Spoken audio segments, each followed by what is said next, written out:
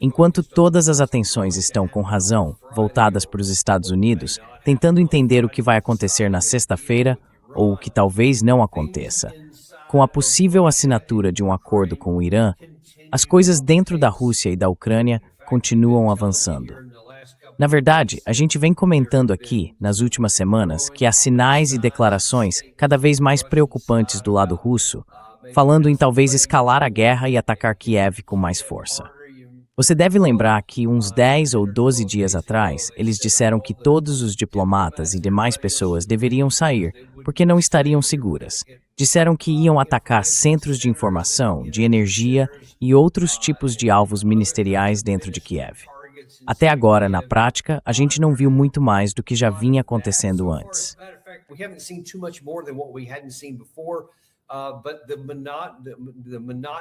Mas aquela luta monótona, meio implacável que os russos estão travando, continua.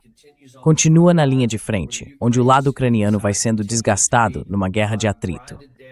Não houve grandes avanços, mas eles continuam avançando.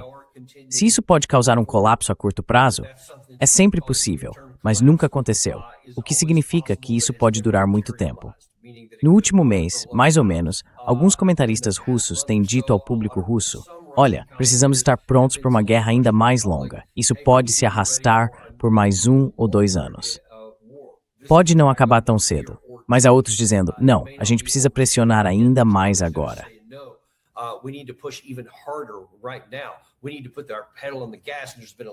A gente precisa acelerar o passo. Tem havido muito debate, um debate público dentro da Rússia, muitas disputas sobre o que o presidente Putin está fazendo. Tudo isso está colocando pressão sobre ele para tentar fazer algo mais. Até agora, não vimos isso acontecer. E mesmo assim, a campanha continua. Por exemplo, ontem à noite houve mais um grande ataque do lado russo contra o lado ucraniano, com algo em torno de 600 veículos aéreos, entre drones e mísseis, lançados por todo o país, em vários lugares diferentes. A maioria foi em direção a Kiev. Houve muitas explosões por lá, muita destruição. Parece que alguns desses mísseis chegaram a ser interceptados.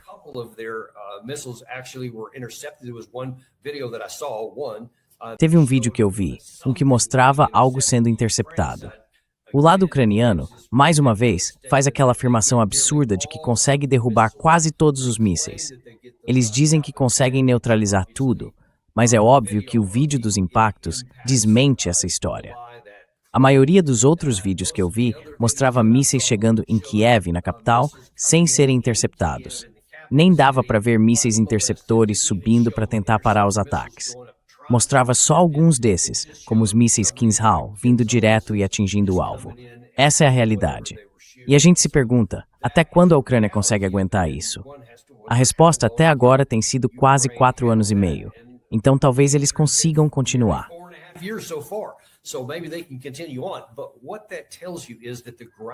O que isso mostra é que a natureza desgastante da guerra continua jogando contra a Ucrânia. E militarmente falando, não há literalmente nenhuma perspectiva de reverter essa situação. Porque, primeiro, seria preciso parar o conflito, para que a Rússia não possa continuar lançando mísseis. E veja, especialmente com os Estados Unidos enfrentando uma escassez tão grande de mísseis para os próprios conflitos, é certo que não vamos enviar muito mais para o lado ucraniano. E como o professor Postol vem explicando, ele vai voltar para mostrar uma versão atualizada do que esses mísseis interceptadores, até mesmo os PAC-3 e os THAAD, têm conseguido fazer ultimamente, é muito menos do que as pessoas imaginam. Então, mesmo que a gente mandasse mais, isso não impediria o avanço russo. É isso que você precisa entender aqui.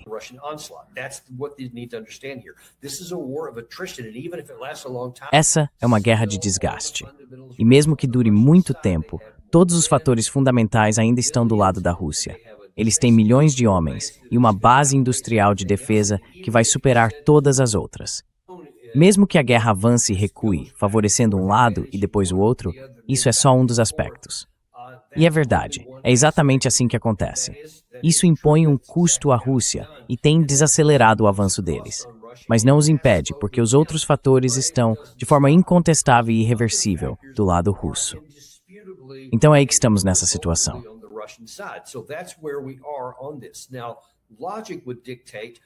Agora, pela lógica, a gente pensaria que por causa do custo, especialmente o impacto econômico para a Europa, das sanções que eles impuseram à Rússia e dos problemas de energia, e claro, com tudo isso ainda agravado pelo que está acontecendo no Oriente Médio agora, os europeus chegariam naturalmente à conclusão de que o melhor seria resolver logo essa questão. Encerrar isso.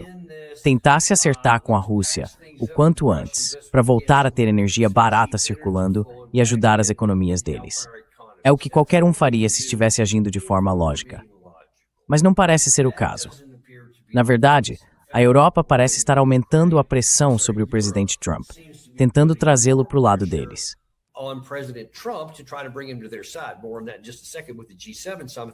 A gente vai falar mais sobre isso em um instante, com a cúpula do G7 que acontece nesta semana. Mas antes tem algo que acabou não recebendo muita atenção, por causa de tantas outras notícias, e que vale a pena destacar aqui. No dia do aniversário do presidente Trump, ele recebeu várias ligações de parabéns, e uma delas foi de Vladimir Putin. O presidente Putin teve uma conversa por telefone de cerca de 1 hora com o presidente Trump. Primeiro, ele o cumprimentou pelo aniversário, e depois os dois falaram sobre os problemas atuais do mundo. Putin explicou o esforço da Rússia pela paz e comentou sobre a tentativa da União Europeia de atrasar esse processo.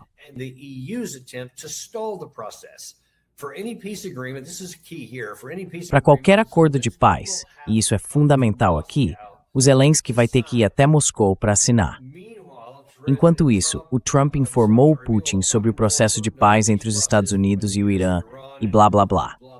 Mas olha só, a conversa entre esses líderes foi cordial, como o Trump sempre diz que foi. Agora vamos voltar um pouco. Para qualquer acordo de paz, o Zelensky vai ter que ir até Moscou para assinar. Foi isso que o presidente Putin ligou para o presidente Trump, por iniciativa do próprio Putin, para dizer. E o que isso mostra? Mostra que o lado russo está se sentindo mais confiante, porque agora eles não estão mais buscando qualquer tipo de acordo.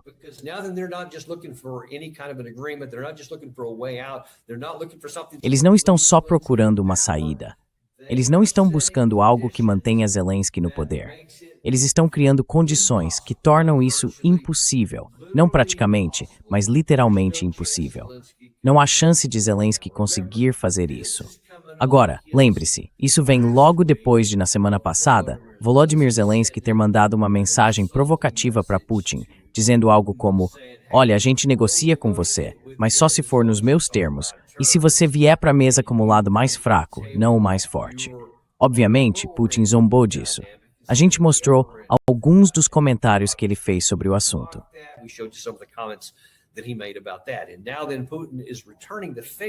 E agora o Putin está retribuindo o favor, eu acho, e de um jeito bem sutil, como ele costuma fazer. Ele divulga esse resumo do que está acontecendo, enquanto diz publicamente que para a guerra terminar por meio de uma negociação, o Zelensky vai ter que se humilhar e ir até Moscou. Não um lugar neutro, não um terceiro país, não algo acordado entre os dois lados. Tem que ser Moscou. O que significa que ele nunca vai fazer isso. E isso mostra que a Rússia não está realmente procurando uma saída para a guerra desse jeito.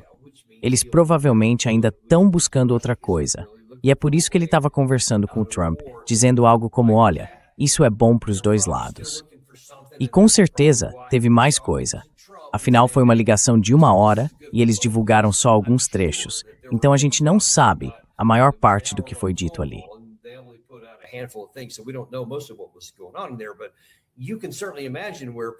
Mas dá para imaginar o presidente Putin tentando pressionar o Trump, dizendo algo como: "E aí, que tal a gente fazer um acordo?" Igual você fez com aquela situação de Israel e o Irã, quando acabou fazendo o seu próprio arranjo por lá. Aliás, é interessante esse ponto. Eu nem mencionei isso no programa mais cedo. Mas o presidente Trump está tentando encerrar essa guerra que envolve os Estados Unidos e Israel contra o Irã, incluindo só 2 das 3 partes. A gente nem está falando de Israel nessa conversa.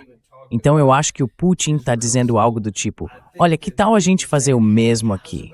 Vamos chegar a um acordo entre nós dois para acabar com essa guerra. Você para de apoiar eles e aí tudo isso chega ao fim." Eu consigo perfeitamente imaginar algo assim acontecendo.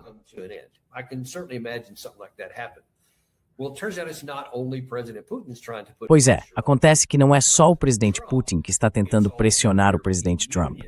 A União Europeia também está, especialmente o Emmanuel Macron. O Macron disse que o G7 é uma oportunidade de colocar os Estados Unidos na mesma mesa. Segundo este artigo, a cúpula do G7 desta semana vai ser uma chance de destacar o presidente americano Donald Trump, ou de mostrar para ele que a Europa e os outros aliados estão fazendo a parte deles na questão da Ucrânia, e ver até que ponto o grupo consegue continuar trabalhando junto para apoiar Kiev.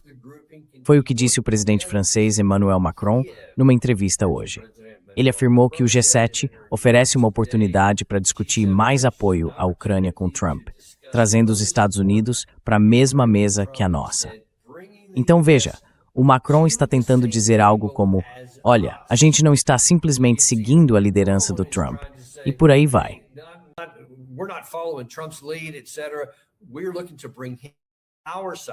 A gente está tentando trazê-lo para o nosso lado, especialmente depois disso. E eu não consigo imaginar que seja outra coisa além de uma reação à notícia de que o presidente Putin ligou para o Trump. Então eu acho que o Macron pegou o telefone na hora e tentou contra-atacar, porque ele ouviu a mesma coisa que a gente, que a última pessoa a falar no ouvido do Trump é quem define o que ele vai fazer. E o Macron continuou: a Ucrânia resistiu à Rússia muito melhor do que todo mundo achava que conseguiria, disse ele. Agora, as prioridades do G7 precisam ser reforçar a pressão sobre a Rússia, por exemplo, contra a chamada Frota Sombra, ele sugeriu. Mas isso foi mais do que uma simples sugestão, porque dias antes o Keir Starmer e os fuzileiros navais reais tinham abordado um petroleiro da Frota Sombra russa no Canal da Mancha.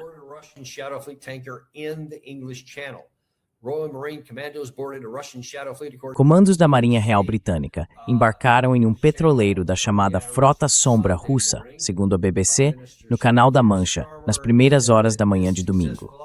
O primeiro-ministro Keir Starmer disse que essa operação bem-sucedida representa mais um golpe contra a Rússia e lembra aqueles que alimentam a guerra de Vladimir Putin na Ucrânia que não vamos deixá-los se esconder. Então, você tem Macron e Starmer repetindo: eu não me importo com essa guerra de desgaste. Não me importo que centenas de milhares de homens ucranianos tenham morrido. Não me importo se continuarmos jogando mais e mais gente nesse moedor de carne. Quer dizer, isso nem me incomoda. Eu nem estou preocupado com isso. A gente só precisa, abre aspas, manter a pressão sobre a Rússia.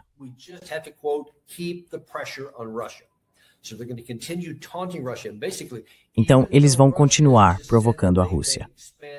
E, basicamente, mesmo depois de a Rússia ter dito que pode expandir isso além das próprias fronteiras, mesmo depois de várias figuras importantes deles terem declarado publicamente que o país pode lançar armas convencionais contra a Europa, em vez de dizer, ok, vamos parar por aqui, não vamos levar isso longe demais, vamos encerrar isso por todos os motivos que eu já mencionei.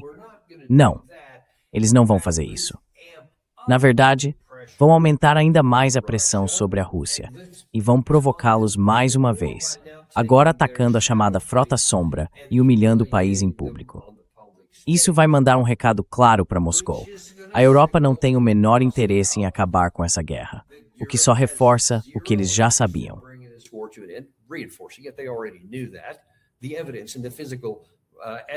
As evidências e as ações físicas gritam isso. Eles não querem que a guerra acabe, só querem que ela continue. Não existe um caminho lógico ou racional para essa guerra chegar ao fim, para ser revertida. Do lado de Kiev, não há nada. Isso simplesmente não existe. Eles não têm capacidade industrial e principalmente não têm pessoal suficiente. Essa é a parte mais importante. Sim, eles têm muitos drones, e nisso há quase uma paridade. Mas isso não ajuda se você tem paridade em apenas um, digamos, de 5 fatores principais que determinam quem vence uma guerra de desgaste. E a outra coisa que está em pé de igualdade é o espírito de luta, a moral e o desejo de vencer, a crença de que essa é uma batalha existencial.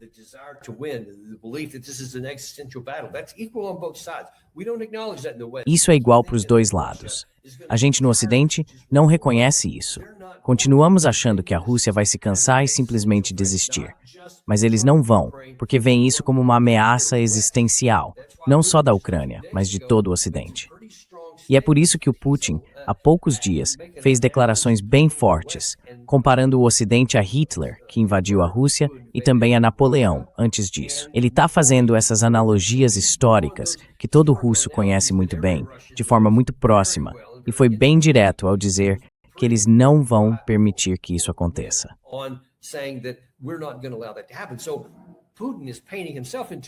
Então, o Putin está se encurralando, de certo modo. E isso não é por acaso, foi algo planejado. A ideia é reforçar para o público russo que eles não podem parar essa guerra, que precisam vencê-la. Veja, enquanto o Ocidente quer apenas continuar, os russos querem ganhar. E essa é a diferença. E o Putin está dizendo algo como: tudo bem, se temos a mesma determinação política, se estamos iguais em drones, mas temos vantagem na capacidade industrial e em todas as categorias de poder de fogo. Se dominamos o espaço aéreo, temos milhões de homens a mais para lutar e uma economia muito melhor que a de vocês.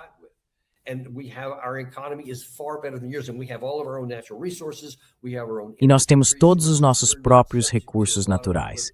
Temos nossas próprias fontes de energia. Não estamos sujeitos a muitas das limitações que vocês têm. Então, quando você junta tudo isso, ainda é ilógico e irracional acreditar que podemos vencer. E é isso que fica claro. O lado europeu não está interessado em vencer. Eles nem sequer têm um conceito do que seria vencer. Só querem continuar lutando. E é exatamente isso que a gente disse aqui.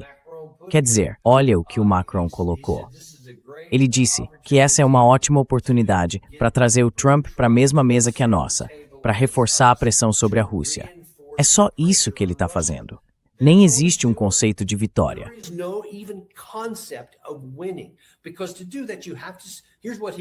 Porque para fazer isso ele teria que... Olha só o que ele teria que dizer. Yumi, Starmer, Merz, o secretário-geral da OTAN, Mark Rutte, Kyriakos, todo esse grupo, todos eles teriam que dizer algo como: ok, queremos continuar apoiando a Ucrânia porque acreditamos que se fizermos A, B e C.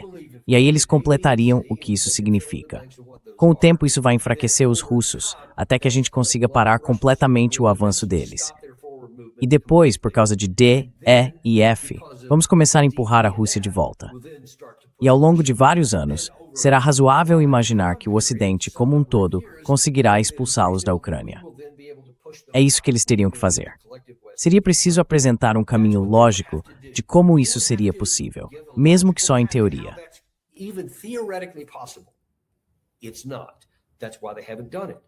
Não é isso. É por isso que eles não fizeram. Mas em vez de fazer isso, eles dizem: vamos agir, vamos tomar ações estratégicas, vamos colocar pressão neles. Só que não existe um objetivo nisso. Não tem nada que você possa dizer: é isso que estamos tentando alcançar. Então, por causa disso, ninguém pode dizer se está ganhando ou perdendo. É considerado um sucesso só pelo fato de agir. Tomar um navio petroleiro, continuar fornecendo mísseis, continuar mandando dinheiro para a operação do lado de Kiev. Nada disso ajuda em nada no esforço de guerra. Não ajuda. Só mantém a guerra acontecendo. Eles não têm nenhum tipo de caminho racional, nem mesmo um conceito disso. Então, racionalmente falando, em algum momento, a Rússia vai cumprir a ameaça e vai atacar quem estiver apoiando a guerra. Or they'll just remain patient, they have the patience of Job, and just continue to go on until some number of years from now, this side collapses from just sheer exhaustion, because it is still human after all. And even though the Ukrainian side has been just monumental and just heroic in its ability to resist, even when they're stolen off the streets on a regular basis like is happening here, it's actually accelerating. Somehow still, when these guys get to the front line, most of them still fight. They got a lot of people that are AWOL, a lot of people that are deserting, etc. A lot of people run away. But for some reason, they still have a lot of them go to the front, they still fight and they still resist. Mas isso não pode durar para sempre, porque eles têm um número limitado de tropas. O lado russo não tem essa limitação. E de novo, deixa eu lembrar, os russos, e há quem diga que estamos tendo sucesso aqui porque agora a Rússia, dizem, não sei se é verdade ou não, dizem que a Rússia está perdendo tanta gente quanto consegue recrutar.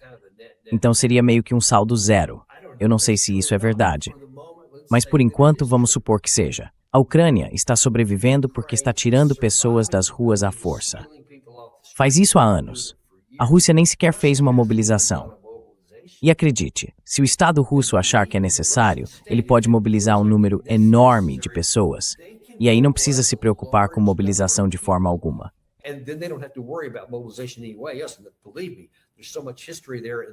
Acredite em mim, há muita história por trás do sistema de governo e da cultura da Rússia. Eles vão reclamar, pode até haver protestos, mas não vão derrubar o regime, o país e o governo de Putin só porque estão insatisfeitos com alguma coisa. Não é assim que os russos são. Teria que ser algo como o que aconteceu na Revolução de 1917, um longo período de sofrimento intenso, principalmente econômico. E naquela época, morreram cerca de 5 milhões de pessoas. Foi esse o tempo que levou até eles realmente derrubarem o governo. Agora não há nenhuma fração desse número, nem de longe. Então essa pressão simplesmente não existe.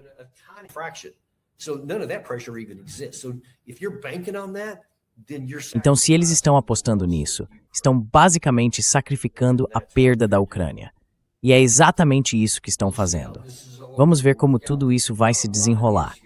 Mas no fim das contas, a Rússia ainda mantém uma posição estratégica de vantagem. E não existe nenhum caminho, nem sequer uma ideia de caminho do lado da Ucrânia ou da Europa para vencer essa guerra. Então, eu não sei o que eles vão tentar dizer ao presidente Trump. Infelizmente, ele pode ser influenciado, porque não pensa de forma estratégica, então provavelmente nem percebe o que eu acabei de dizer aqui. E com certeza, Macron, Starmer, Merz e os outros não vão contar nada disso para ele. Eles só vão dizer, é isso que precisamos fazer. E vão repetir que, com o tempo, isso vai dar algum resultado.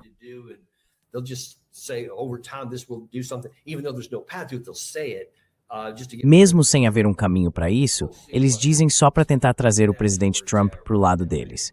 Vamos ver o que acontece. É aí que as coisas estão agora, às vésperas da cúpula do G7. Agora, tem outro assunto que tem aparecido nas notícias recentemente sobre a guerra entre a Rússia e a Ucrânia.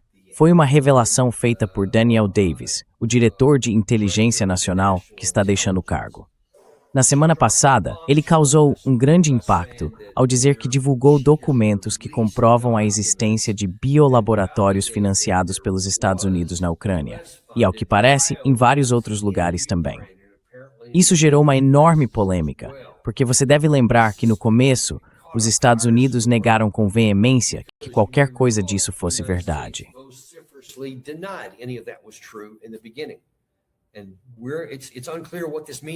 E não está claro o que isso significa. Não está claro por que fizemos isso. Eu não sei se isso é um sinal do governo Trump de que estamos nos preparando para cortar laços com a Ucrânia. Então resolveram divulgar isso. Pode ser que ele tenha feito isso para expor e envergonhar o governo Biden.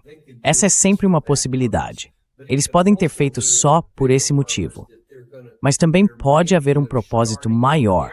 Talvez estejam começando uma narrativa para dizer, olha, vamos nos retirar dessa guerra, porque não vamos apoiar alguém que fez algo assim. Eu não sei. Vamos esperar para ver. De qualquer forma, as revelações foram bem significativas.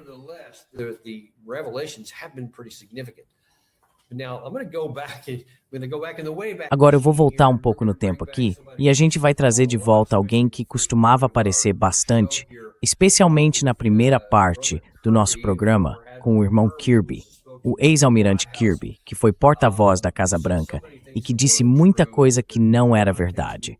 Muita coisa que a gente comenta hoje sobre o governo Trump, sobre como os porta-vozes dele falam um monte de bobagens e coisas falsas. Isso não começou com o Trump. Isso já acontecia bastante durante o governo Biden. Aqui está o almirante Kirby, quando ele foi perguntado pela primeira vez sobre aquele relatório russo que dizia ter encontrado vários laboratórios biológicos americanos na Ucrânia. O que você tem a dizer sobre essas acusações da Rússia?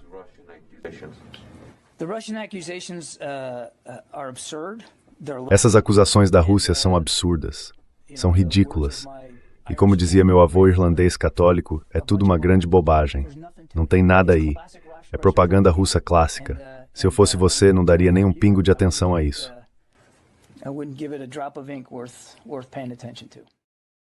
Wouldn't give it a drop of ink worth paying to. Nothing to see. Nem vale uma gota de tinta para prestar atenção. Não tem nada para ver aqui, pessoal. Vamos seguindo. É conversa fiada. Essa é uma das palavras favoritas do governo Biden. E ele diz, isso aí é só propaganda russa. Nem se preocupem com isso. Não tem um pingo de verdade. Sério, nem um pingo de verdade.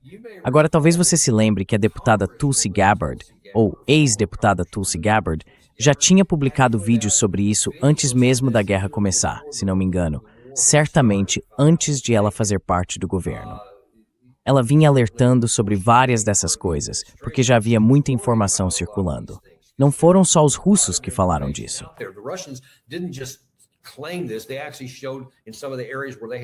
Eles mostraram em algumas áreas onde tinham capturado essas armas muita informação, documentos físicos da Casa Branca. Agora nós dissemos que tudo aquilo era fabricado, cada um deles. Mas eles apresentaram provas físicas dizendo isso. E claro, ninguém deu ouvidos, porque a gente não acredita em nada do que os russos dizem, já que, bom, tudo deles é mentira e tudo que a gente diz é verdade. É assim que a gente age de qualquer forma. Bom, deixa eu te mostrar outra coisa. É tipo uma tela dividida aqui. Você vai ver a Jen Psaki, que era secretária de imprensa na época do governo Biden. Ela vai responder uma pergunta sobre se há alguma verdade nisso. E depois você vai ver a Tulsi Gabbard, que vai comentar o que ela acabou de divulgar.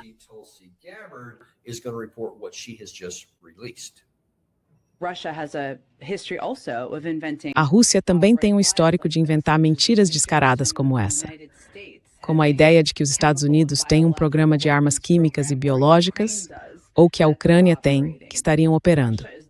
Na verdade, é a Rússia que tem um programa de armas químicas e biológicas. Então, o objetivo foi deixar claro que essa informação é falsa, que é desinformação que eles estão tentando espalhar, e mostrar ao mundo que eles não só têm essa capacidade, mas também um histórico de usar armas químicas e biológicas. E que neste momento a gente precisa estar atento a essa possibilidade.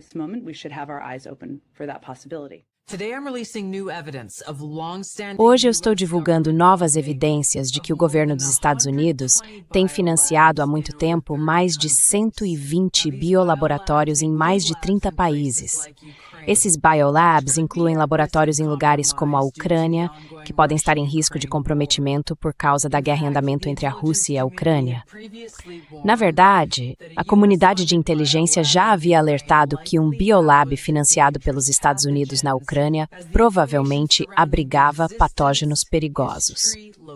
As informações sobre a existência, a história, as localizações e o financiamento desses biolabs têm sido intencionalmente encobertas por pessoas muito poderosas, que afirmaram falsamente que esses laboratórios não existiam, e acusam qualquer um que diga o contrário de ser agente estrangeiro e traidor da América.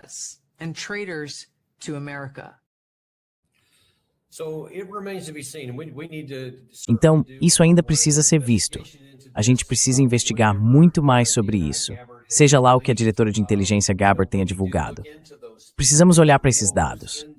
O que tinha nesses laboratórios? A gente precisa saber. Se realmente existiam laboratórios, precisamos saber a verdade. E olha, pode ser que houvesse algum tipo de biolaboratório legítimo, algum trabalho biológico de verdade, porque, obviamente, através do NIH, fazemos muitas coisas que são totalmente legítimas e úteis para a pesquisa biomédica, para nos ajudar, para encontrar formas de nos proteger de qualquer tipo de guerra biológica no futuro. Mas é difícil não achar um pouco suspeito o fato de que, segundo um relatório, havia 30 desses laboratórios na Ucrânia.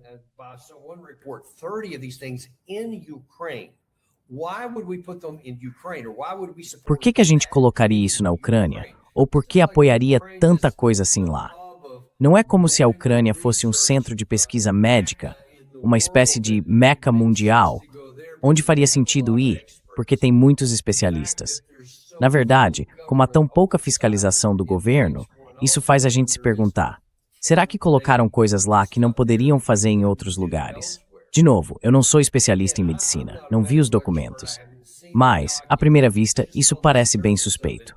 E agora temos confirmação de que era verdade. Não é só uma acusação.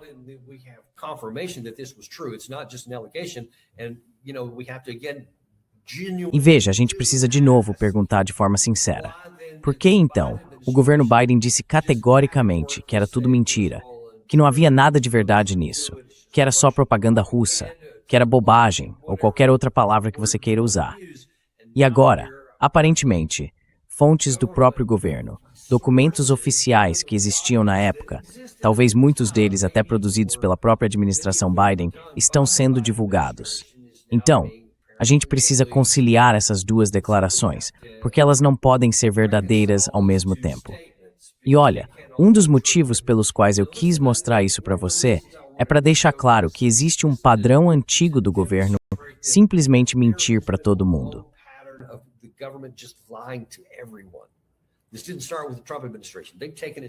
Isso não começou com o governo Trump.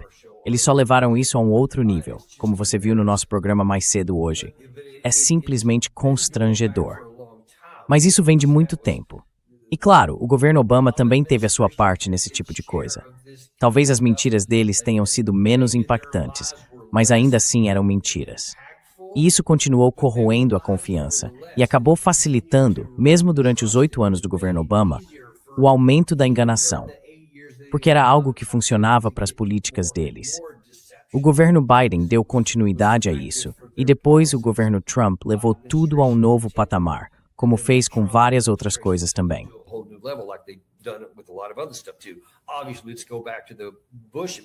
Obviamente, vamos voltar à época do governo Bush. As mentiras que nos levaram à guerra do Iraque em 2003 e todo tipo de outras coisas, várias acusações sobre as quais até hoje não temos respostas completas. Mas é esse tipo de coisa que mina qualquer confiança ou credibilidade dos outros em relação aos Estados Unidos.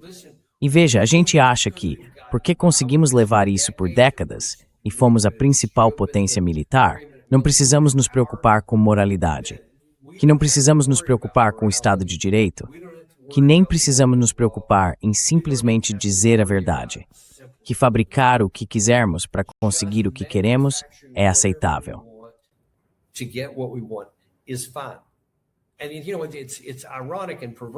E olha, é irônico e até perverso, porque quando os governos Obama e Biden estavam contando suas mentiras, tinha um monte de republicano indignado, dizendo: vocês estão mentindo pra gente, estão inventando tudo isso, precisamos voltar à moralidade, por aí vai. Mas aí, quando o candidato deles chegou ao poder, passaram a apoiar as mentiras como se nada fosse. Ao mesmo tempo, os democratas, como a Jen Psaki, o almirante Kirby e até os próprios Bidens e Obamas, não time totalmente envolvidos nisso. O que ela disse, eu não tenho o menor problema em mentir.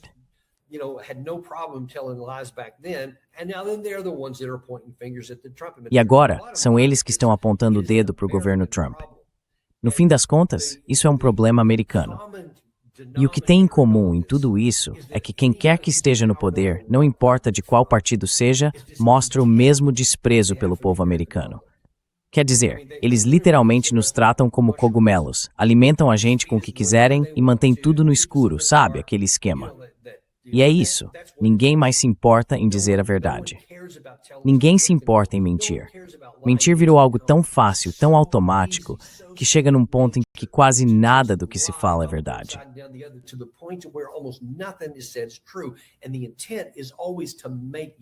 E a intenção é sempre fazer você, o povo americano, acreditar no que eles dizem. Assim, quando essas políticas aparecem, que muitas vezes são tão ilegais e imorais quanto possível, elas acabam sendo apresentadas de um jeito positivo, porque fazem você acreditar que é algo bom. No fim das contas, é tudo sobre enganar você e demonstrar desprezo por você, para que não se revolte, para que não se levante com raiva e os tire do poder, ou vote contra eles, ou qualquer coisa assim. Eles mentem menos quando percebem que isso funciona. Porque uma vez que alguém escolhe um lado, se você está no time vermelho ou no time azul, os líderes desses times percebem que não existe nada que possam dizer que o próprio grupo não vá acreditar.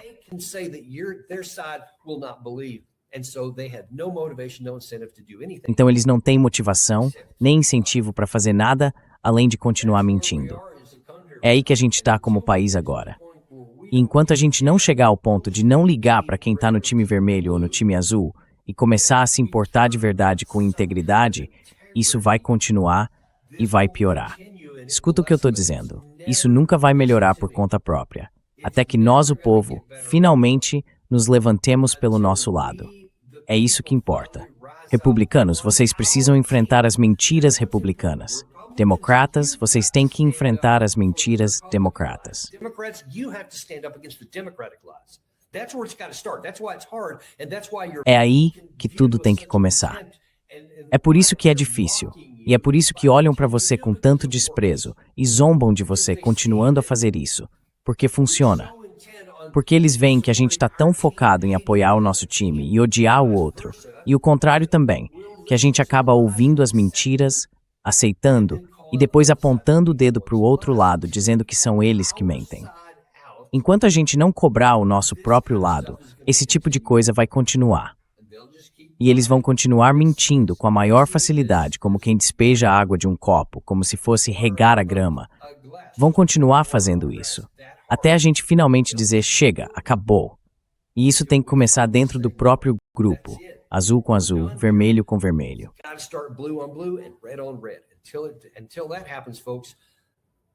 Até que isso aconteça, pessoal, continuem fazendo parte da fazenda de cogumelos, porque é mais ou menos onde a gente está.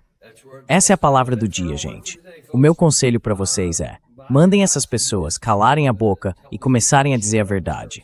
Ou então, tirem seus representantes de lá. Vermelhos, tirem seus representantes se eles não estiverem dizendo a verdade. Azuis, façam o mesmo. É hora de a gente se levantar, porque o povo ainda tem poder. É por isso que eles continuam mentindo. Vocês entendem isso. Eles sabem que ainda precisam da concordância de vocês para fazer as coisas perversas mais ilegais que fazem. Eles precisam disso, porque sabem que sem o apoio do povo, não tem poder para agir.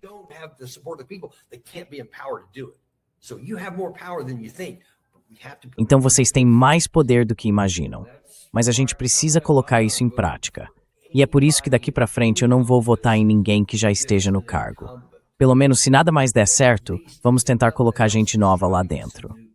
Mas o maior problema que a gente tem é que precisamos cobrar integridade dos líderes do nosso lado. É aí que está a questão. Valeu, pessoal. Espero ver vocês no próximo episódio do Daniel Davis Deep Dive. Não esqueçam de contar para os amigos, aqueles que adoram ouvir podcasts. Peçam para eles adicionarem o Daniel Davis Deep Dive na lista deles. Eles precisam saber o que vocês já sabem e podem ouvir no mesmo lugar onde já escutam os outros podcasts. É só vocês contarem para eles. Where they already get their podcast. You just got to tell them.